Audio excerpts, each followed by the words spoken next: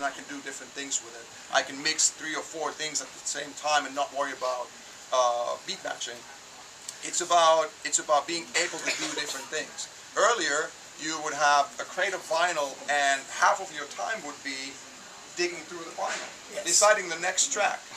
And I mean, I'm talking seconds or minutes even per track. Then you put it on, then you find the right spot, you cue it on, and you're, you know, thinking of when you release. Well, all that time, it takes me a second of my playlist, load the track, and it's where I want it to be, and I press play, it's on.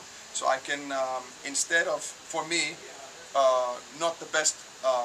instead of wasting your time looking for tracks, you're actually playing for them. I can actually plan my set. I can look at keys, you know, mix harmonically. I can look at the crowd.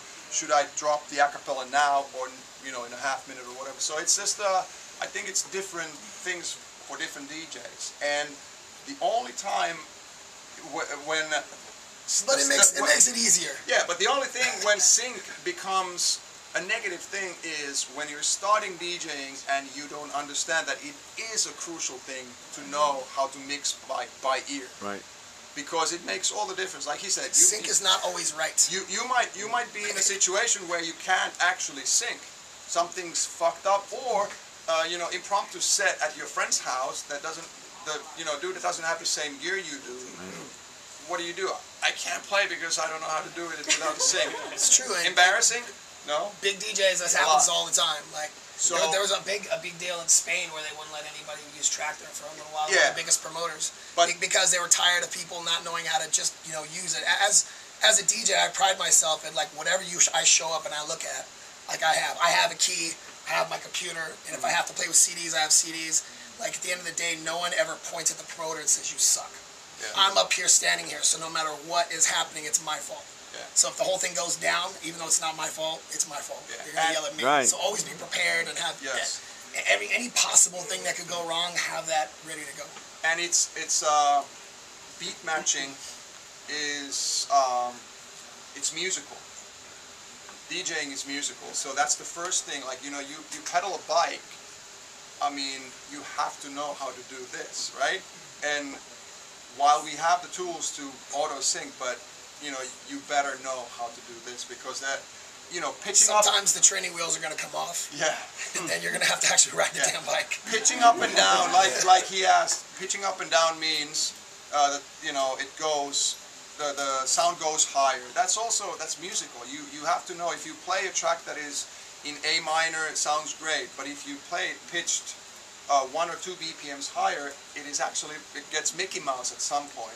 But if you mix another track to it that is fitting there, or 2 keys lower, you have to know all those things. They affect everything. So if you're a starting DJ, you better know how to beat match by ear, because it just makes you so much better DJ. If I could ask you kind of an advanced question about producing. What software do you guys use for producing music?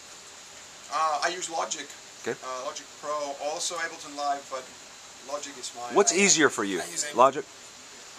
Logic is easier for me, but I started with that. I've had Ableton since like version 1, and I actually just recently started using it for production as well, because a couple of my buddies are using it. I've used it for my live show, so it's obviously Ableton Live. That's what it was made for. It's easy to lay tracks in and add a keyboard, this and that, and go perform live. But I've been into this for a while, and I actually just learned the ins and outs of Ableton Live, for real, for production stuff.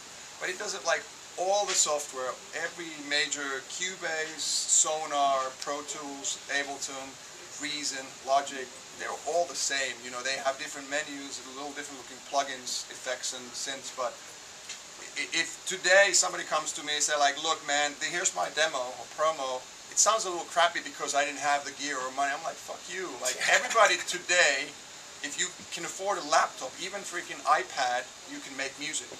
It's not about the gear anymore. It's about Thank you. Yeah, GarageBand comes with any Mac, free, and it's an amazing... It's a legitimate program, yeah. It's Logic, yeah.